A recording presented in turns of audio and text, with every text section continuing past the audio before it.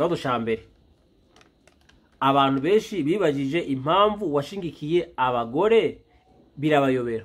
Nta wabura gushigikira abagore kuko icya mbere abagore barimo mama, icya kabiri abagore barimo umugore wanjye, icya gatatu abagore barimo abakobwa nashingiye. Uwavuga ngo narabashigikiye akabihakana yavuga ko atavutse ku mugore. Ese ko hariho n'abapasiteri batishimiye kumva ko abagore baba abapasiteri?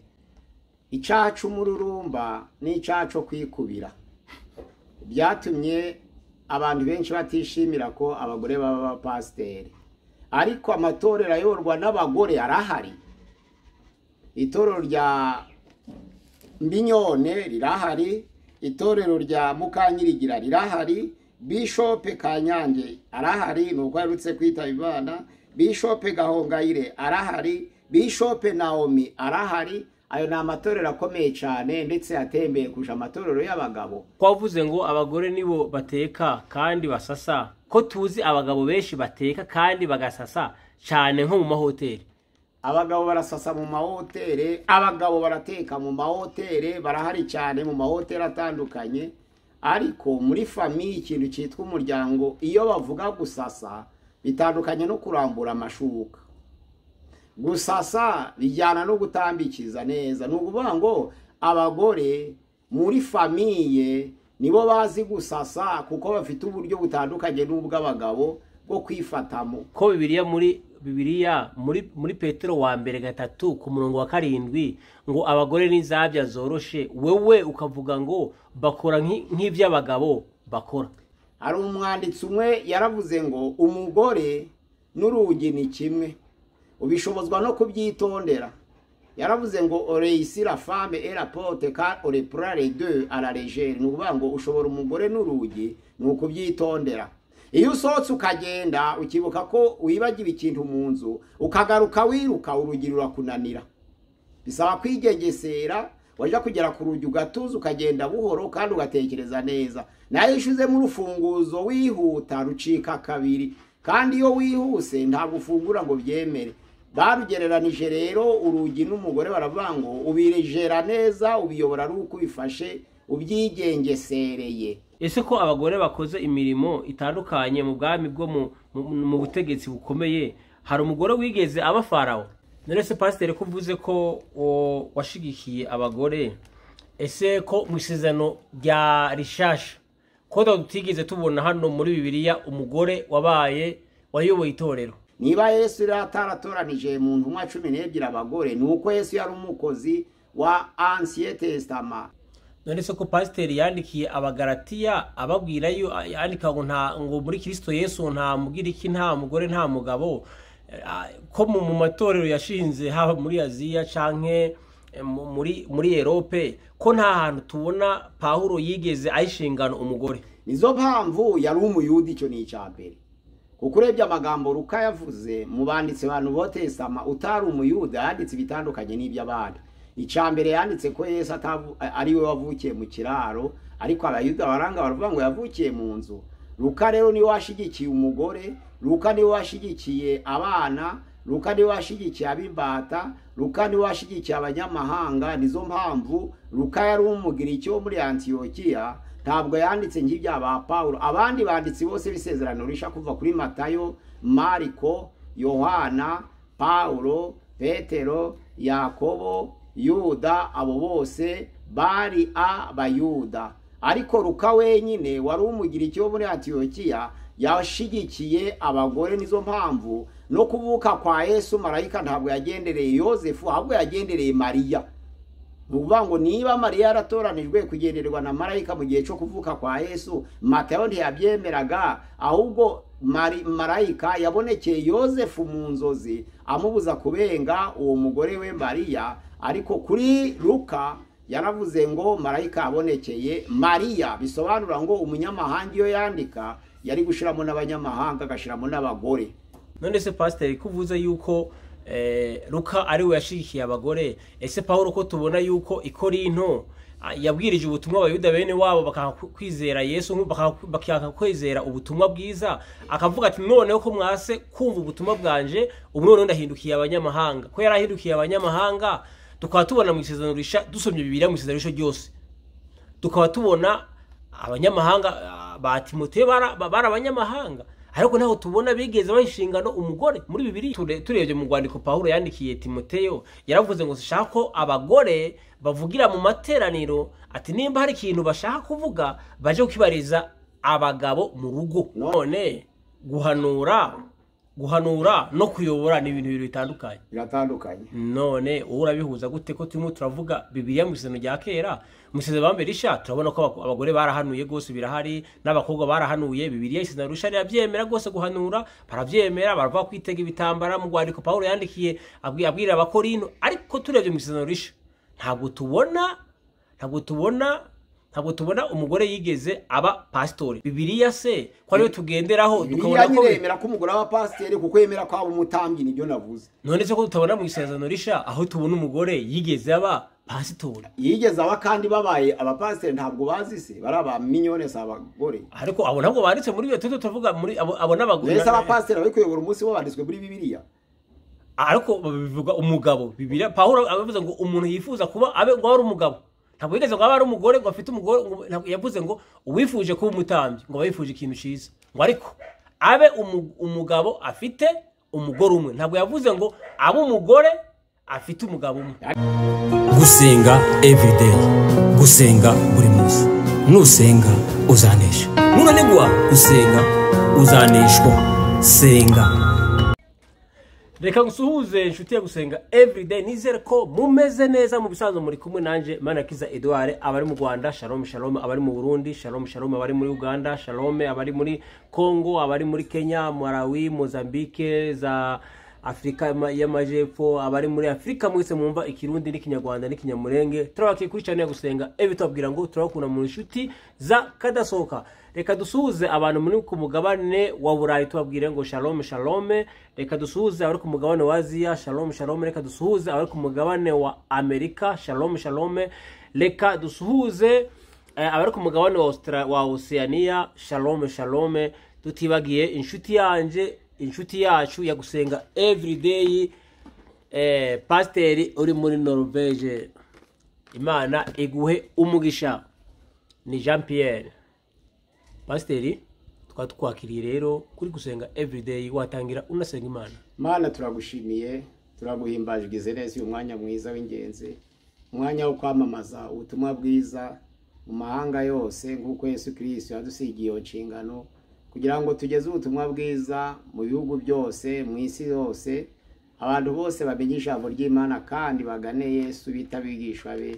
Niryo sezerano yaduhaye kandi yaduhaye kuzabana natwe kugeza ku mpera y'isi, ntabwo azaduhana na hato. Ivuga butumwa azaba ari kumwe natwe kugeza igihe azagarukira mu bwami bwe, mu izina rya Yesu, amena. Pasiteri, reka tugushime tuguhe Imana iguhe umugisha. Pasiteri, hari ikiganiro watambukije uvuga ko umugore yaba pasiteri. Rero hari ibibazo wabajije ku kiganiro watambukije ku byerekeye abagore. Ikibazo cya mbere, abantu benshi bibajije impamvu washingikiye abagore, birabayobera. Nta wabura gushigikira abagore, kuko icya mbere abagore barimo mama, icya kabiri abagore barimo umugore wanjye, icya gatatu abagore barimo abakobwa nashingiye. Uwavuga ngo narabashigikiye akabihakana yavuga ko atavutse ku mugore. Izo mpamvu umugore ni byose. Niba hari mama hakaba umugore wanje, hakaba abakobwa nashingiye, kandi nkaba nzakomeza gushingira, abagore bafite umwanya munini muri societe iyo ari yo yose. Nizo mpamvu nabashigikiye. Ikibazo cya kabiri, ese ko hariho n'abapasiteri batishimiye kumva ko abagore baba abapasiteri?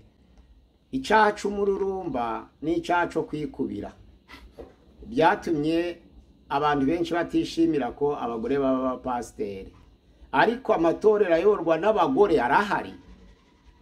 Itorero rya Mbinyone rirahari, itorero rya Mukanyirigira rirahari, Bishop Kanyange arahari nuko yarutse kwitaba Imana, Bishop Gahongayire arahari, Bishop Naomi arahari. Ayo ni amatorero akomeye cyane ndetse atembeye kurusha amatorero y'abagabo. Niba rero aba ba bishop b'abagore bayobora amatorero agatera imbere ndetse kurusha ay'abagabo, nta mpamvu watuma ubihakana kuko inararibonye rirahari. Abo ba bishop b'abagore barahari.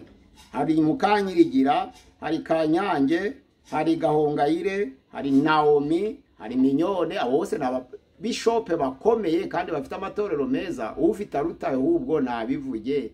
Naho ubundi kwikubira kw'abagabo baba pasiteri byatumye batishimira ko abagore baba pasiteri. Bakoze kwavuze ngo abagore nibo bateka kandi basasa, ko tuzi abagabo benshi bateka kandi bagasasa cyane nko mu mahoteli. Abagabo barasasa mu mahoteli, abagabo barateka mu mahoteli, barahari cyane mu mahoteli atandukanye. Ariko muri famiye ikintu cyitwa umuryango, iyo bavuga gusasa bitandukanye no kurambura amashuka. Gusasa bijyana no gutambikiza neza. Nukuvuga ngo abagore muri famiye nibo bazi gusasa kuko bafite uburyo butandukanye n'ubw'abagabo bwo kwifatamo. Naho muri hoteli ho nukurambura amashuka, muri hoteli nuguteka ibyo kurya. Kandi umugore ashobora kuba atanakora ku byo kurya, ariko itegeko ry'umugore ku byo kurya rikabigenga neza. Nukuvuga ngo muri famiye abagore nibo bateka. Iterambere ryo ryazanye abagabo guteka ni iterambere nyine muri hoteli, ariko umugabo ntiyasasa kuko atatambikiza. Urakoze pastor. Ikibazo cya kane, ko Bibiliya muri Petero wa mbere 3 ku murongo wa 7 ngo abagore n'inzabya zoroshe, wewe ukavuga ngo bakora nk'ivy'abagabo bakora. Rira jambo mu rurimi rw'Ikigiriki risobanura mu Gifaransa delicat. Umugore ni delicate, donc ni sexe delicat. Nukuvuga ngo umugore ni delicate bisobanura ngo kujera umugore cyangwa kumushira ku murongo cyangwa kumuyobora ntabwo bikorwa mu buhanga, ahubwo bikorwa mu bugenge. Kuvuga rero ngo ni inzabya zidahanije n'abagabo gukomera bisobanura ngo bayoborwa mu kwigengesera. Ntabwo ubuhanga buyobora abagore, kuko n'abarangije amashuri yose n'abategetsi bo kwisi bananiwe abagore. Ariko ntabwo hayobora ubuhanga, hayobora ubugenge. Hari umwanditsi umwe yaravuze ngo umugore n'urugi ni kimwe, ubishobozwa no kubyitondera. Yaravuze ngo réussir la femme et la porte car on reprend les deux à la légère. Nukuvuga ngo ushobora umugore n'urugi nukubyitondera. Iyo usohotse ukagenda ukibuka ko wibagiwe ikintu mu nzu, ukagaruka wiruka, urugi rurakunanira. Bisaba kwigengesera, waje kugera ku rugi ugatuza ukagenda buhoro kandi ugatekereza neza. Nayo ishize mu rufunguzo wihuta rucika kabiri, kandi iyo wihuse ntabwo ufungura ngo byemere. Barugereranije rero urugi n'umugore baravuga ngo ubirejera neza, ubiyobora ari uko ubifashe ubyigengesereye. Hariya kuvuga ngo ni inzabya zoroshe, ni inzabya zisaba kwigengesera. Kwigengesera bisobanura ngo iyo ugize ubukana ntabwo ushobora umugore, iyo ugize ubukana ntabwo ushobora urugi. Nico bashatse kuvuga. Naho ubundi ku mirimo isanzwe umugore yakora n'imirimo myinshi kurusha iy'abagabo. Biragaragara mu mirimo yose dukora yo muri miryango abagore bakora myinshi, ariko kumujera bisaba kumwitondera. Umwihutiye yakunanira, ni nguko urugi rwihutira urufunguzo rugacika. Ni muri ubwo buryo bashatse kubivugamo. Hariya ryo bita sexe delicat. Bavuze sexe delicat, ntabwo bagize sexe faible. Faible ni version idashitse. Ntabwo abagore ari ba faible, ahubwo ni ba delicate. Nukuvuga ngo bayobora wigengeseye. Urakoze pastor. Mu rwandiko rwa mbere rwa Timoteyo igice cya 5 umurongo w'9 haratubwira hati, ni kuki Pawulo avuga ko umupfakazi wakwandikwa ari ufite imyaka 60? Ntavuge imfakare, ahubwo nukuvuga ngo icyiciro cya 3 cyo kuva ku myaka 48 kugera kuri 60 ni icyiciro cyo kwicuza no kwifuza. Nubango iyo umuntu avutse kugera ku myaka 17 abari mu cyiciro cy'ubujiji. Iyo afite imyaka 18 kugera kuri 47 ni icyiciro cy'imihigo. Iyo umuntu agakize mu myaka 47 ubukiba uri kumucika. iyo ratangiye imyaka 48 kugera kuri 60 ni iciciro cyo kwicuza cyangwa kwifuza. Icyatumye Paulo avuga ngo umugore umupfakazi yemegure afite imyaka 60 nuko abasoje iciciro cyo kwifuza no kwicuza. Ico gihe rero kuko abagiye kwinjira mu ciciro cyo kwiheba, ntabwo abaki akiyandagaza akiyandarika, ntabwo abagikubagaye kuko iciciro cyo kwifuza kiba gitambutse. Ni imyaka yashingiyeho. Mu muco w'abayuda rero nta mfakari baho. Ubundi bavuga ko umugore wapfushije umugabo bamwita umupfakazi, ariko umugabo wapfushije umugore bamwita imfakari. Ariko muri societe y'abayuda nta mfakari baho, kuko wapfakaye wese bamushakira umugore. Uko yabashaje kose, uko yabangana kose bamushakira umugore. Ariko umupfakazi wo mu societe y'abayuda ntabwo yongera gushaka umugabo iyo ageze ku myaka 60. Nizo yabyandikiye. Abarangije iciciro cyo kwifuza no kwicuza, nizo mpamvu Paulo yamutanze mu rugero muri iyo Timoteyo ya 1:5 ngo abe afite imyaka 60. Urakoze pastor. Ese ko abagore bakoze imirimo itandukanye mu bwami bwo mu butegetsi bukomeye, hari umugore wigeze aba farawo? Urebye guturuka kuri Amenofisi wa mbere yari umugabo, Farawo Amenofisi wa mbere, Farawo Tutmese wa mbere, Farawo Tutmese wa kabiri. Uwa kane nubango uwabaye Farawo wa kane kuva muri dinasti y'aba Iksose yitwa umugore Rene Hatshepsut. Yayoboye mu mwaka w'1501 kugeza mu 1482. Yari yitwa Hatshepsut. Yayoboye 1501 kugeza 1482. Aza gukurikirwa noneho na Tutmese wa gatatu, akurikirwa na Amenofisi wa kabiri. Amenofisi wa kabiri niwe waguye mu nyanja akurikiye Abisirayeli ari kumwe n'ingabo ze. Naho Mose yazvutse kubwa Tutmese wa mbere 1527. Ubwo nukuvuga ngo mu 1446 nibwo Abisirayeli bahagurutse. Hari Amenofisi wa kabiri niwe wabakurikiye aroma mu nyanja. Buri Farawo yagiraga izina rye, ariko umugore Hatshepsut niwe wayoboye neza kurusha abo bagabo bose bamuranjirije n'abamukurikiye, kandi yabaye Farawo ukomeye. Hatshepsut Rene. Nerese pastor kuvuze ko washigikiye abagore, ese ko mu isezerano rya rishasha ko tutigeze tubona hano muri Bibiliya umugore wayoboye itorero? Umuco w'abayuda wabomyeho, kandi Paulo avuga amagambo yanditswe ngo muri Yesu Kristo, Abagalatiya 3:28.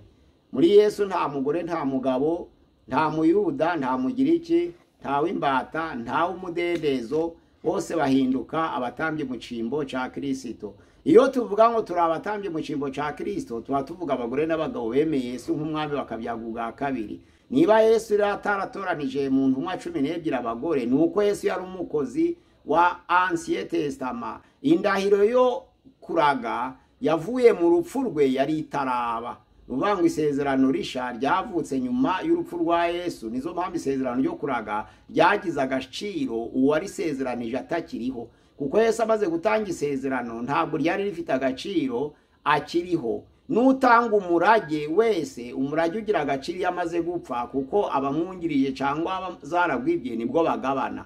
Yesu rero muri Nouveau Testament itoro ryatangiye nyuma yo kuzuka kwe, nibwo ryavutse ku munsi wa Pentecote, niyo yahindutse Nouveau Testament.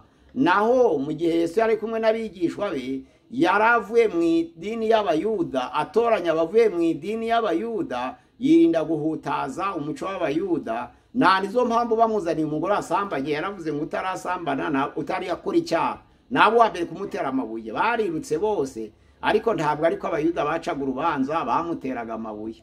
Kandi ntabwo yaciye urubanza nk'abitorero, kuko atasabye umugabo wasambanye n'uwo mugore. Yesu rero yarari guhiranya kugira ngo muri Judaisme akuremo Christianisme, yanga guhutaza. Kandi abo yahamagaye yana nawe mu gihe cy'itoro ry'intumwa benshi bari abanyegalilaya kandi bari abayuda. Ubwo rero ni ukuvuga ngo ntabwo Yesu yaheje, ahubwo ni uko yakoze mu gihe cya ancienne alliance ariyo ancien testament, isezerano risha rikaza kuba nyuma y'urupfu rwe akaba ariho risohora.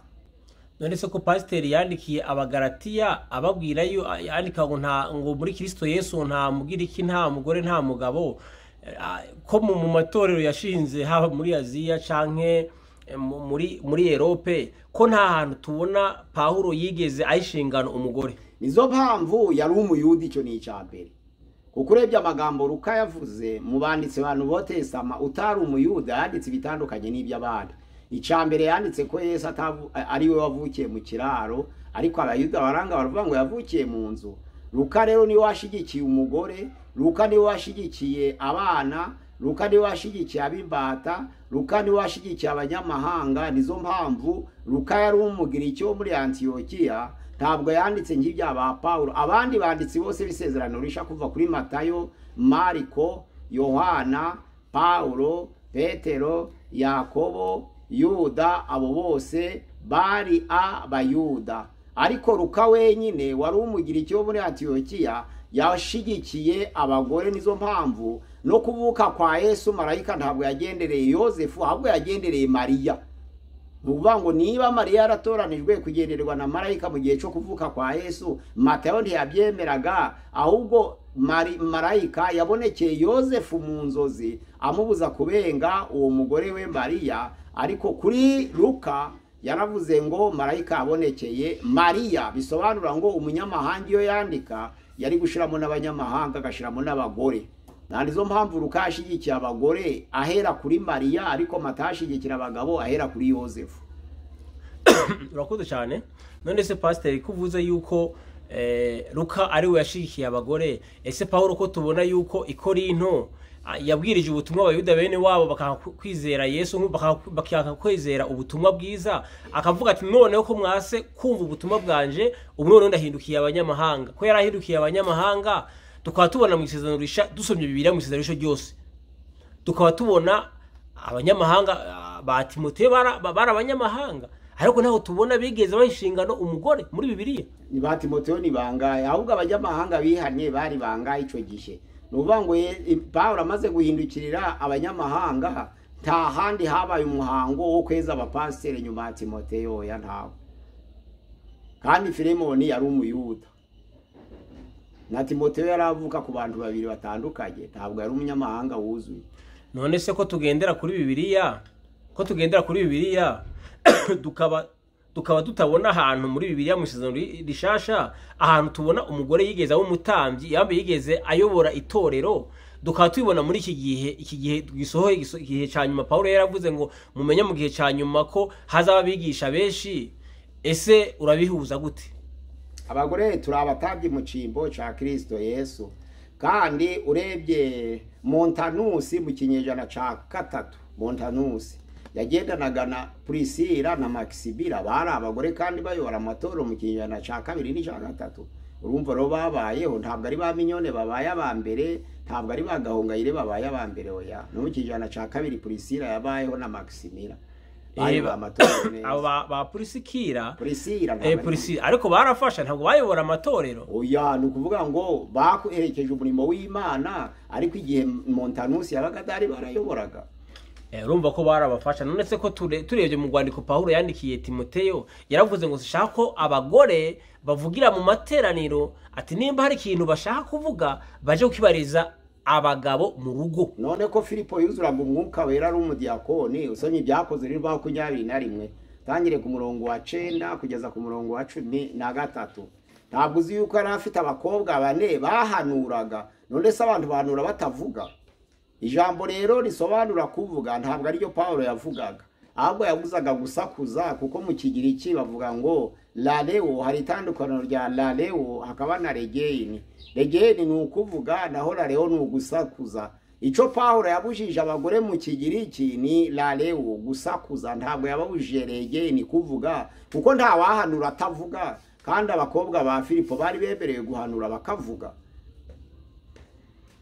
None guhanura guhanura no kuyobora ni ibintu bibiri bitandukanye. biratandukanye. None wowe urabihuza gute ko turimo turavuga Bibiliya mu isezerano rya kera, mu isezerano bambere risha turabona ko abagore barahanuye gose birahari n'abakobwa barahanuye. Bibiliya isezerano risha rirabyemera gose guhanura, baravyemera, barava kwitega ibitambara mu rwandiko Paulo yandikiye abwira abakorinto. Ariko turebye mu isezerano risha ntabwo tubona umugore yigeze aba pastori. None se ni dogitrine canke cyane discipline? Kutagira abagore abapasiteri ni ubuyobe, kuko Petero ya mbere 2:9 avuga ngo turi abatambyi mu cimbo ca Kristo, kandi turi ubwoko bwatoranijwe, turi abatambyi b'ubwami. Ntabwo bavuze ngo abagabo nibo batambyi. Abagore bemerewe kuba abatambyi, kutabashiraho ni uguheza bya bintu byo kwikubira ko abagabo bisezerano risha, ariko si ukuba ko adakwiye. Iyo umuntu yemerewe kuba umutambyi, aba ari umutambyi mu cimbo ca Kristo. Kandi mu ijuru nta mugore nta mugabo uzabaye. Urumva rero kuki mwitorero muri Kristo Yesu abantu bagomba gutandukanya abagabo n'abagore mu buyobozi, kandi mu ijuru nta mugabo n'umugore bazabayo. Tuzagira imibiri nki y'abamarayika, kandi ku isi turi abatambyi mu cimbo ca Kristo. Ntabwo bavuze ngo abagabo nibo batambye bagomba guhuza abazimiye n'Imana gusa, ahubwo n'abagore n'abagabo bagomba guhamagara abazimiye bakabunga n'Imana. Icya kabiri rero nuko nta kintu mu matorero yose yayobowe n'abagore, nta gisebo cabayeho. Amatorero yaratunganye, nta n'ikizinga ayo matorero afite mu bariho na n'uyu munsi wa none barahari. Yego rero ntabwo duhakanye yuko aya matorero ahari gose aranakomeye. Yakomejwe n'iki? Arakomejwe, ariko twe turimo turavuga Bibiliya se ko ariyo tugenderaho tukabona ko yemera ko umugore w'abapasiteri, kuko yemera ko aba umutambyi. Nibyo navuze. None se ko tutabona mu isezerano risha aho tubona umugore yigeze aba pasitori? Yigeze aba, kandi babaye abapasiteri ntabwo bazi se, baraba minyone abagore. Ariko abo ntabwo banditse muri Bibiliya, tuvuga muri abo n'abagore. Nese abapasiteri bari kuyobora umunsi bo banditswe muri Bibiliya. Ariko bivuga umugabo. Bibiliya Paulo avuze ngo umuntu yifuza kuba abe ngo ari umugabo. Ntabwo yigeze ngo ari umugore ngo afite umugore. Yavuze ngo uwifuje kuba umutambyi ngo yifuje ikintu cyiza, ngo ariko abe umugabo afite umugore umwe. Ntabwo yavuze ngo abe umugore afite umugabo umwe. Ariko na Paulo ubwo yaravuze ngo turi abatambyi cy'itorero mu cimbo ca Kristo. None se ni umugabo gusa uri mu cimbo ca Kristo nk'umutambyi? Aregiye umuntu yebere inshingano y'ubutambyi aba ari pastor. None se ko tubona ego Paulo nimba yarandikije ijambo akajyandikira abagalatiya, none ko tubona we ko atigeze abishira mu bikorwa ngo ahereze inshingano. Turebye amatorero urebe abantu yagiye amatorero, ari amatorero yose arindwi yo muri Aziya, ko nta mugore n'umwe tubona yigeze aba umugore. Kuyobora umugore rwose arashoboye, afite imbaraga, ariko Bibiliya tubona ko itabyemera. None amatorero arindwi yo muri Aziya yewe n'abahe bagabo? Tubwira umugore yewe muri ayo matorero. None se muri amatorero hayoboye nde umugabo ahubwo? Tubwira amatorero arindwi. Ni amatorero arindwi yo muri Aziya hayoboye nde umugabo? None yewe n'abagore. Oya ni ngo hayoboye nde wuzi w'umugabo muri ayo matorero wowe? Reka tuvuge amatorero yashizwe. Navuga ngo umugore yemerewe kuba umutambyi mu cimbo ca Kristo, bisa naho Imana yingigira abazimiye muri we. Iyo wabaye umutambyi nta kindi kiba kikubuza kuba pasiteri. Ko pasiteri nawe ni umutambyi, n'umutambyi ni umutambyi. Umutambyi rero muri Nouveau Testament ni pastor. None se pasiteri umugore ubu abaye umutambyi, hakaba hari gaburo kwa gatandatu bambe ku cyumweru agahita avyara, izashingano ziratangwa nande? Kubyara se ni icyaha? Oya ntabwo ari icyaha.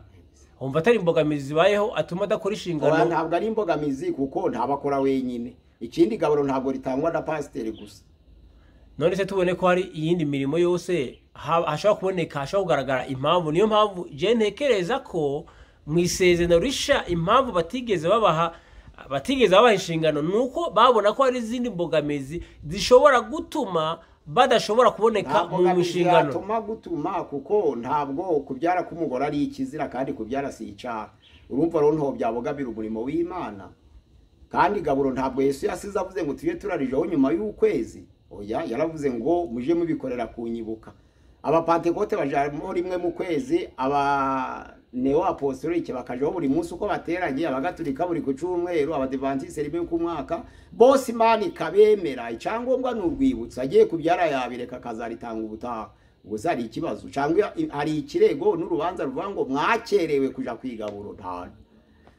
umugore yabatiza, umugore yasezeranya kuko ari umutambyi, umugore yashingura, umugore yakora imihango yose ikorerwa mu itoro kuko nawe ari umutambyi mu cyimbo cya Kristo. Ikindi hari abahamagawe b'abagore, abagabo batarahamagawe, abagore babikora kuko umugore ni umutambyi nawe yarahamagawe, kandi umwuka wera agiye kumanuka ntabwo yatoranije oya.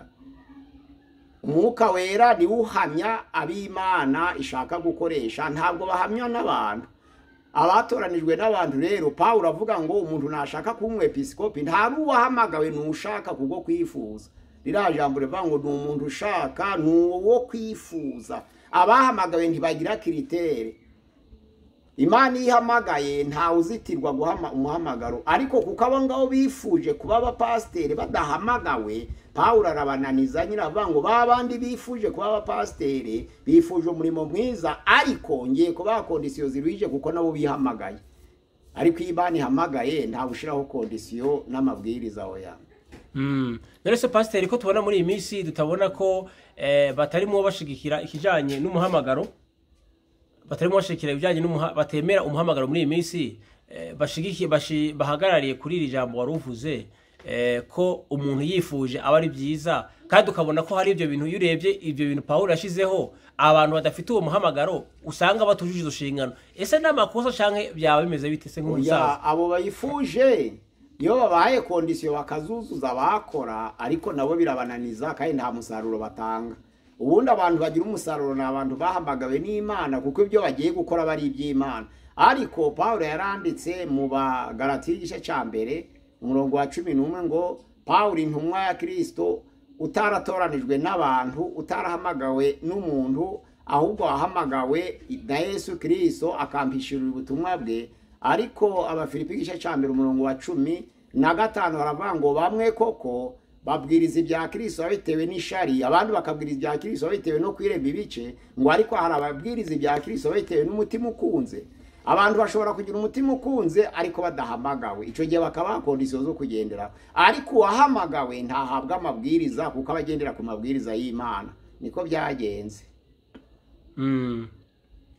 Tugana ku musozo pasiteri, wabwira iki abantu bagifite iyo myumvire yo mu isezerano rya kera no mu isezerano, ariko tuvuge abantu bagifite imyumvire ya Bibiliya uko yanditswe mu gihe cyatambutse, ko twavuze yuko turebye muri Bibiliya twasanze ko muri Bibiliya nasome nawo nyine ahantu umugore n'umwe bigeze bamuha inshingano. Ese wowe ubivuga ushingiye ku cyanditswe cera wavuga, ariko udashingiye kuri ijambo ry'Abagalatiya, kuri ijambo ry'Abagalatiya yagandikiye Abaroma, ariko turabona Paulo yarabyanditse ariko ntiyabishira mu bikorwa. Reka abagore b'abapasiteri nyine kugira ngo zapwe zari zitagaragara mu itorero kuva kera zigaragare.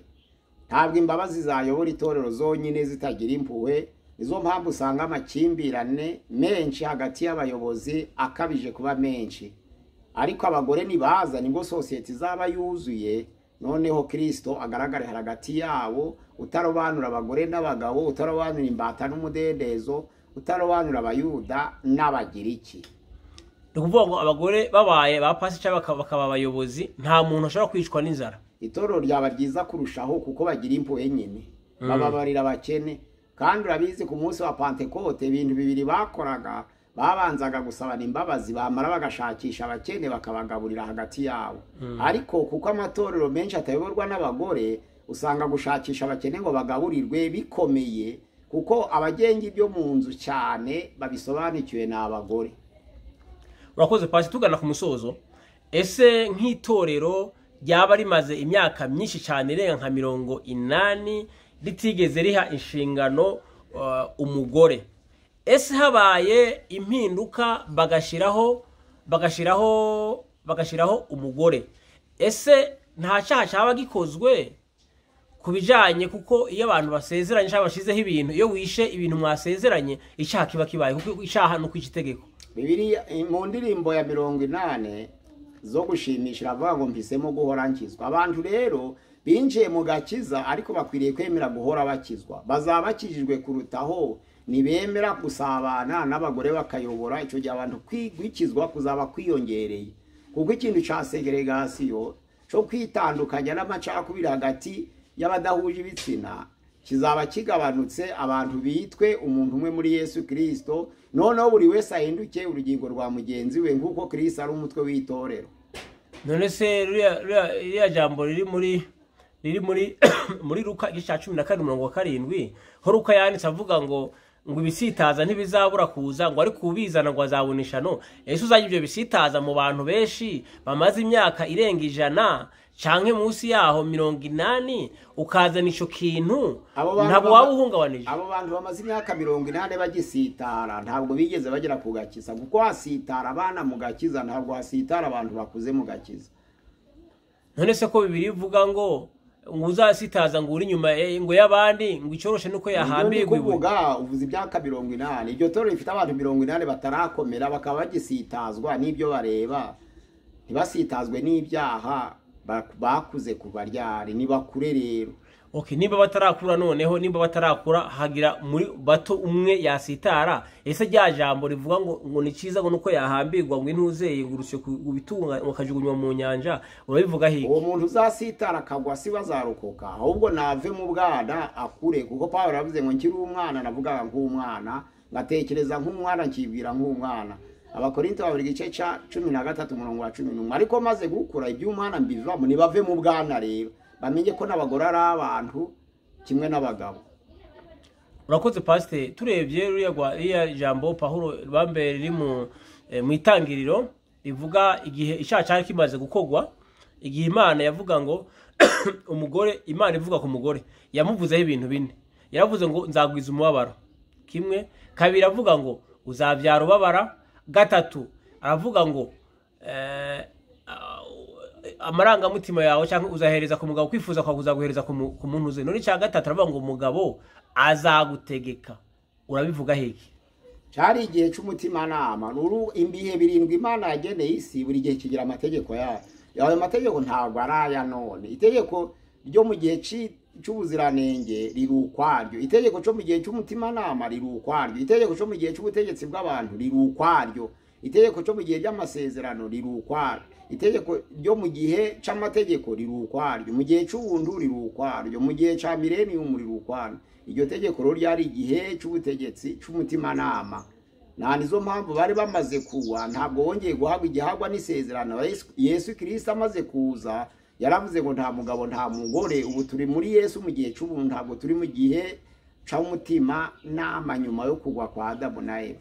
Reka dogiteri tugushime, tuguhe Imana iguhe umugisha ku bisobanuro usobanuye kubijanye nuko umugore yaba pastor. Reka tugushimire, nizera abantu barafite amatsiko kuri ibintu cyangwa barafiteho utuntu to kwibaza ko ati pasiteri ibikiganiro watambutse numva ko barushijeho kumenya gose ko nta kibazo umugore abaye pastori, ko muri Kristo Yesu twese tubaye ibyare mu rusha, ko nta muyuda nta mugiriki. Paseka tugushime tugwinga Imana igumugisha. Reka dushime n'umuntu yabanye natwe muri kera tugwinga Imana igumugisha. Reka dushime umuntu yakanze subscribe cyangwa wakoze sabone. Nawe ushobora gukora ubwa mbere ugeze kuri gusenga everyday ukabutarakora sabone cyangwa subscribe, tugusaba kana subscribe cyangwa gukora sabone kugira ngo uzazubone ibiganiro byacu bitakugora. Reka dushime n'umuntu ufata ibiganiro byacu akabisharinga cyangwa akabipara cyangwa akabihereza inshuti yo akabihereza abandi. Imana igumugisha, Imana iguhire, Imana ikwagure. Pastor sinzi ko hari cyo wakongeraho. Nta mugore nta mugabo muri Yesu Kristo.